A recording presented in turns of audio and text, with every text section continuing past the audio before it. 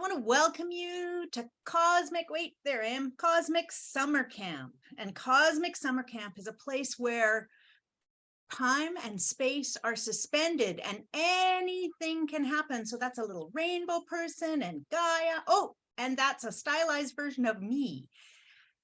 And so anybody can be there, living or dead, but the magic is we can condense time and do crazy things. So I'm going to put this over by the chalice. And then I'm going to do the impossible. I am going to summarize our entire weekend together in less than 20 minutes. Are you ready for it? All right. Brunch was fantastic. At least that's what I hear. And thank you, Klasina. And thank you to everyone who contributed and attended. And thank you to everyone who made arrangements that needed to be rearranged and then unarranged. And everyone who committed your time and energy to being together this weekend. Saturday congregational workshop in a nutshell. Interdependence. How you understand and experience interdependence. How interdependence is inconvenient, annoying, and sometimes downright lousy. The ways we trip ourselves up, which include attachment, avoidance, imaginary thinking, mistaking a behavior for the actual person, hoping it will go away on its own, whatever it might be, or beating ourselves up about our own inability to be inconsistent between what we believe and we hope and what we desperately want ourselves to be. Then we spent 30 minutes summarizing internal family systems, which is the idea that we are all individually made up of parts. You've done it, I've done it, where you say, you know, a part of me really wishes I could do this, but the other part of me wants to do that.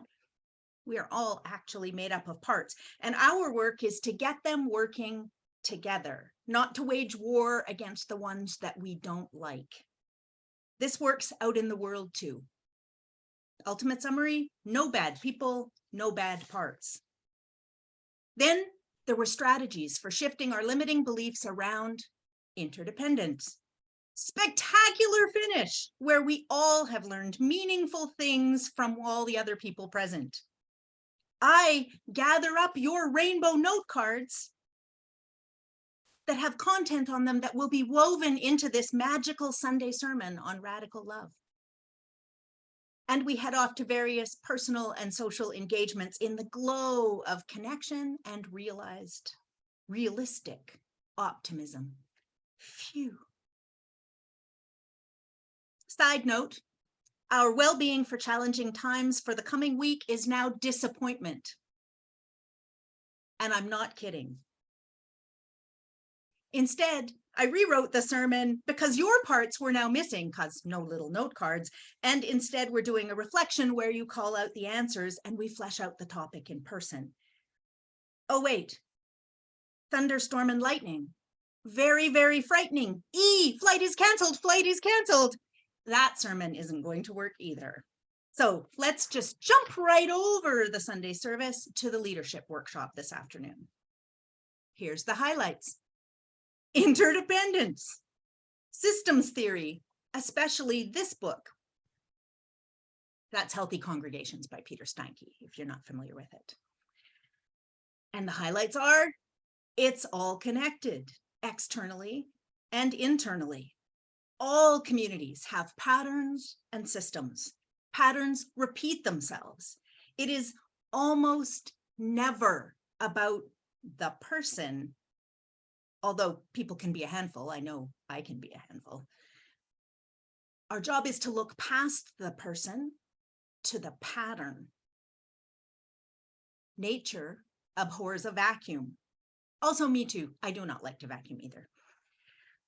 You can't just remove something or someone that is annoying without intentionally making a shift in the system, or the thing will just repeat itself in another way. We work with ourselves by asking, how am I contributing to this system and this pattern? We look at the whole and we say, how does the system support this pattern? And how does it rely on it? And why does it matter? Then there's a big warning. Patterns happen for reasons. You can't just choose to eliminate a problem. It has to actually be resolved.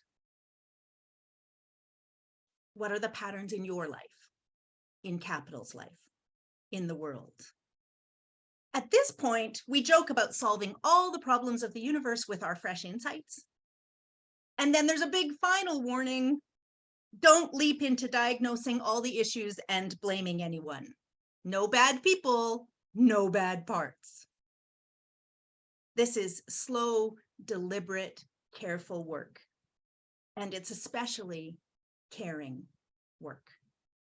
This workshop was an introduction to idea, not a charge into battle in any part of your life. Okay, sermon version 2 is not working because I can't see you. And it's dangerous to field stuff from the floor when you can't actually see the floor or the people who are seated on it. Although I can see the Zoom people, and I have to tell you, they are beautiful. They are really beautiful. So now your contribution to this part is going to be internal, personal, and meditative, which is the other kind of contribution we rely on when we are together but separate. So here we go, the sermon. Radical love is love that changes us, helping us to align our ideas and our ideals, our rational thoughts and our feelings, our aspirations, along with our limitations, and most especially, it changes our ways of being in the world. It is where we stretch, not to be the best, not in competition. It's where we stretch because we are invested in the well-being of everything. Because we know from our 2 workshops, before and after, it's all connected.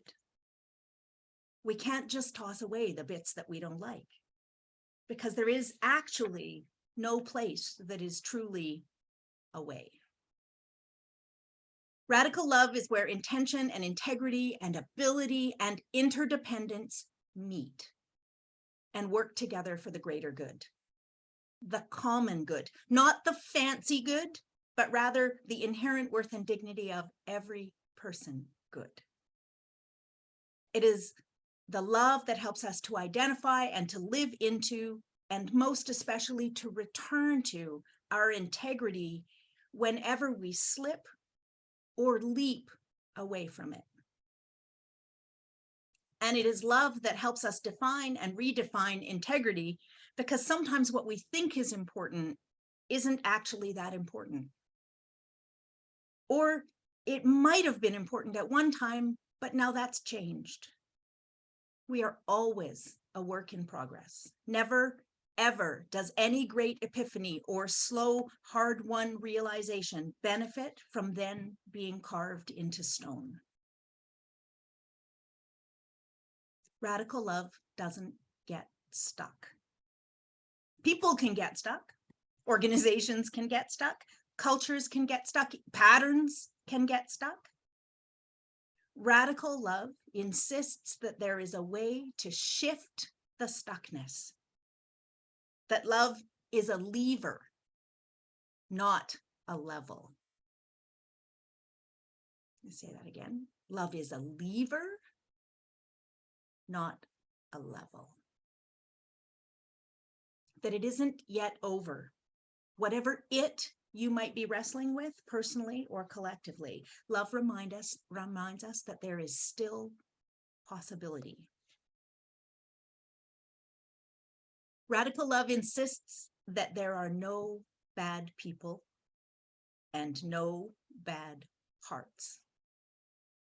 And at the same time, radical love knows that there can be harmful actions and ideas and behaviors, and that there can be things that we think or feel or do that, while they may be true and honest, they may also go against our well-being, or the well-being of others, or the well-being of a community, or even the well-being of the whole. Think about climate change.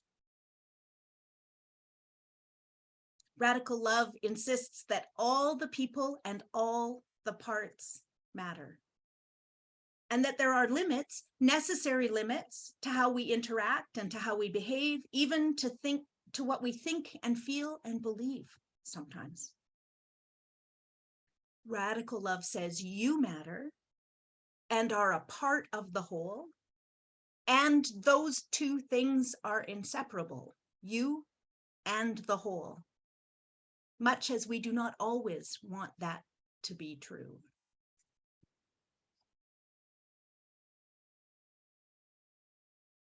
When I plan a joining ritual between people, I ask them, what do you love about the other person or persons in this relationship?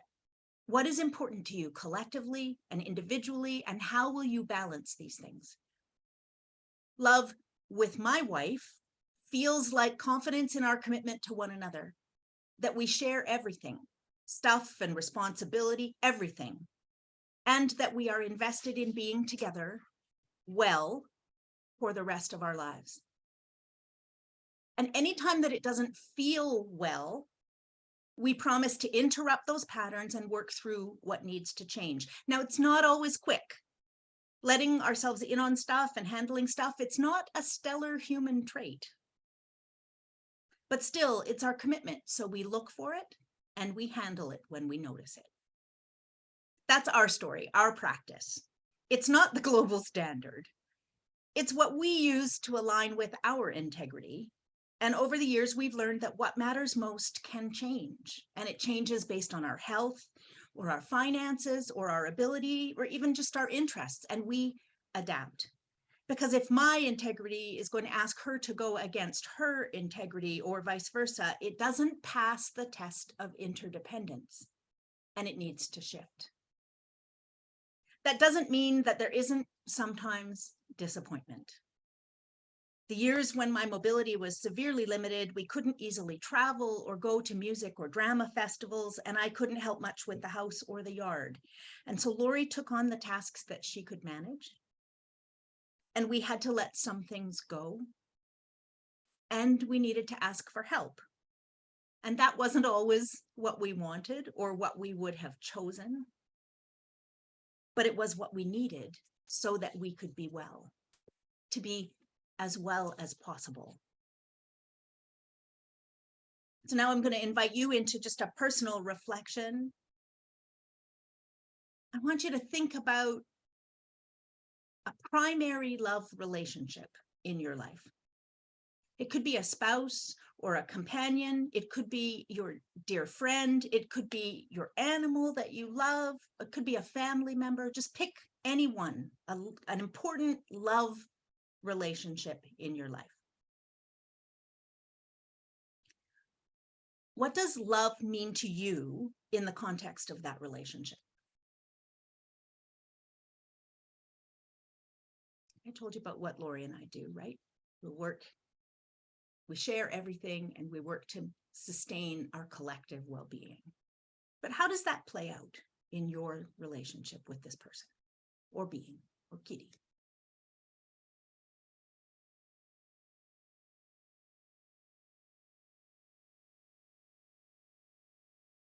And when you think about this being,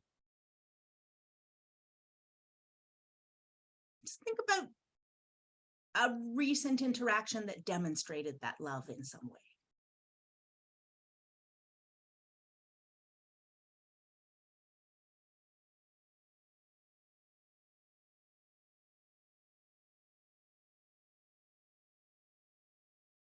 Okay, now I want you to ask yourself, what is one behavior or trait or practice that this person or animal has, or even better, a dynamic that you have between the two of you that isn't your favorite thing? If we were talking about my dog Maisie, it would be that she barks at every single sound or person, no matter what.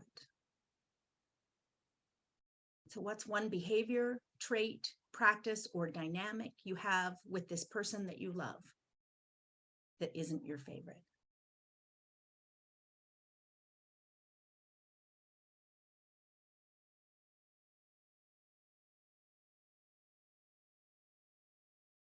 And now I want you to think back a second to what does love mean in this relationship? What does that tell you about how to handle this issue?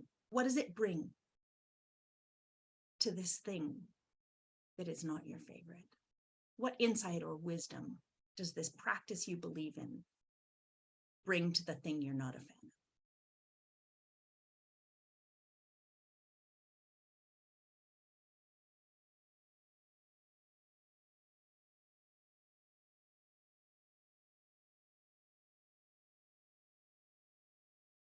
Now, these aren't always quick and easy answers. Sometimes we find ourselves on a walk and we think, oh, that's what she was talking about. So just let this ruminate for you as you go through your days and weeks, if that's interesting to you. But before we move on from reflecting, I want you to just think for a minute. Let's consider together how our answers might be different if we were talking about a different kind of relationship. Like someone you encounter regularly in your life, but you don't necessarily think of it as a love relationship. Like maybe your family doctor or your favorite cashier at the grocery store, or the person that drives you places, or the bank teller, especially that one that always seems to be in a hurry and gets short with you when you have questions. Do you feel the same kind of commitment to them as you did in that first example? Probably not.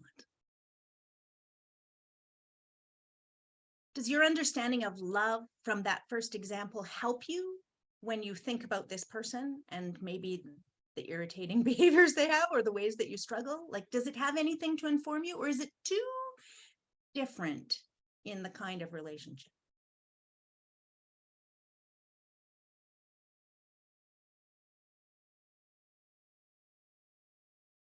What kind of love is informing those casual relationships?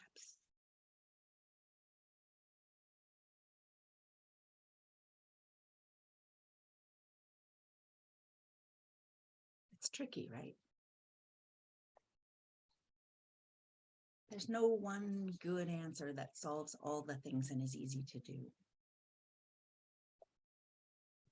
Now, Charles Eisenstein, in the book, The More Beautiful World Our Hearts Know Is Possible, writes about how relationships have changed since our world enlarged.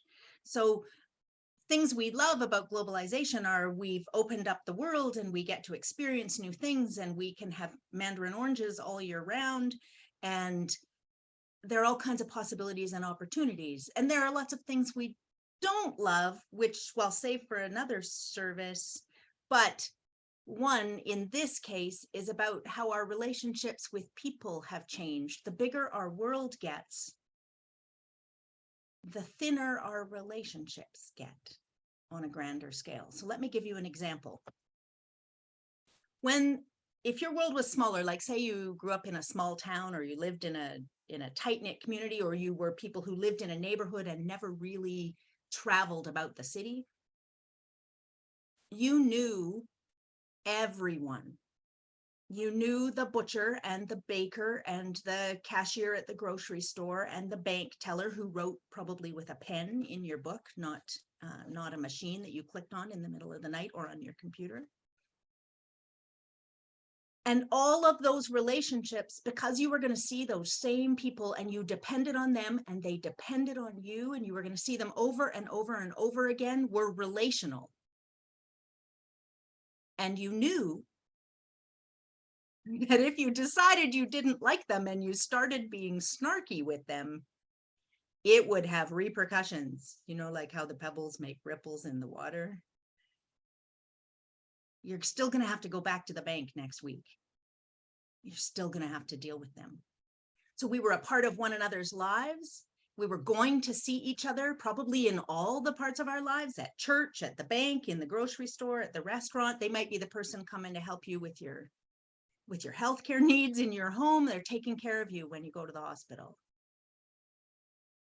But because our world is bigger and we're further away from one another, now, if you think about, you could go anywhere in the city of Victoria pretty easily and purchase something at a location, and you may not know the person at the till, right?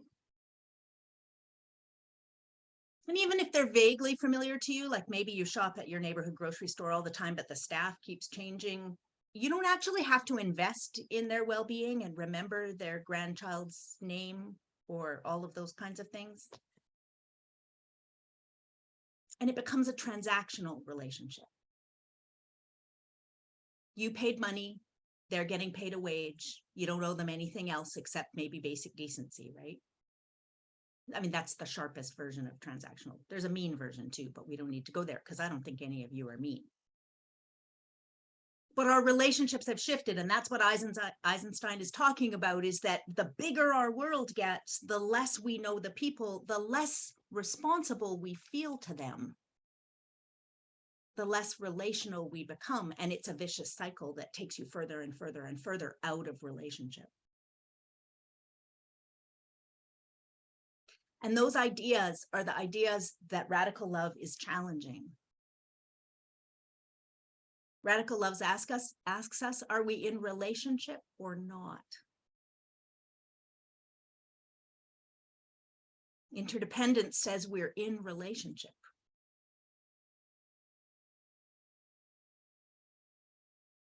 What does that actually mean? How do we manage different understandings of what is right and different degrees of what matters and different priorities and different politics? We have that famous UU saying that we're so fond of, that we don't have to think alike to love alike. And it's beautiful, right?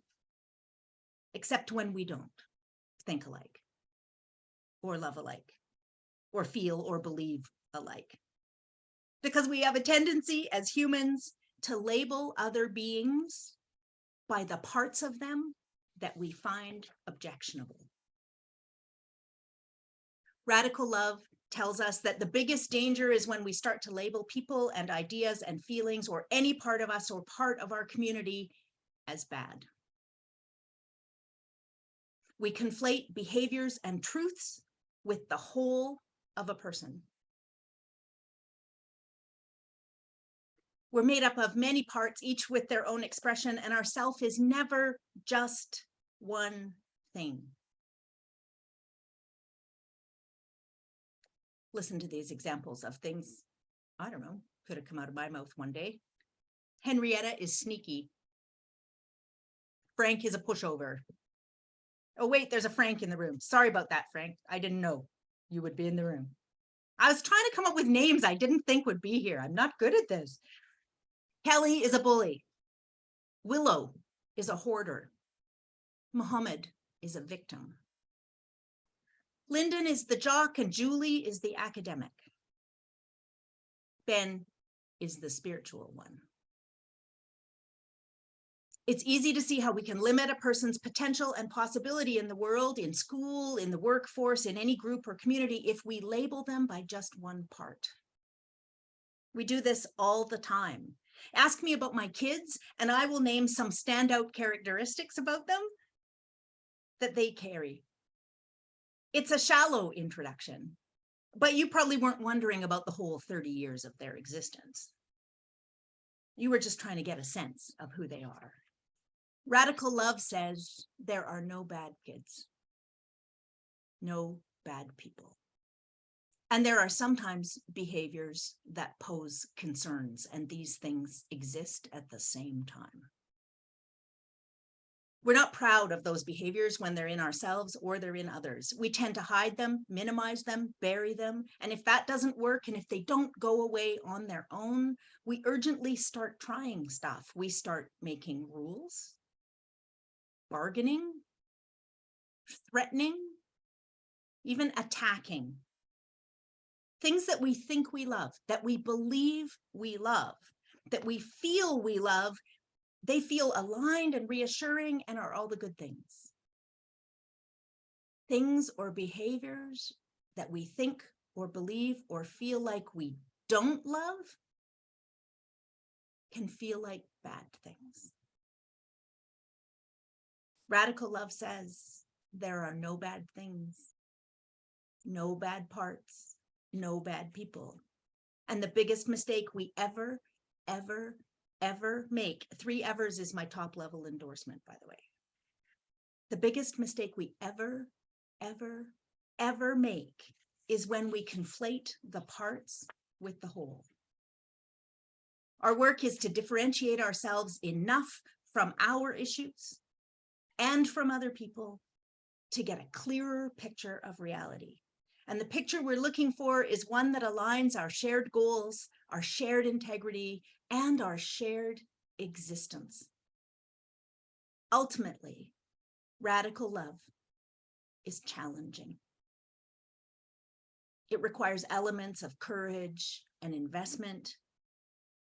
It only works when we surrender our certainty.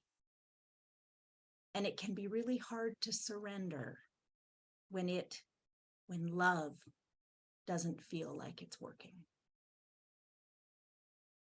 And it's worth working for together, again and again, always. Blessed be.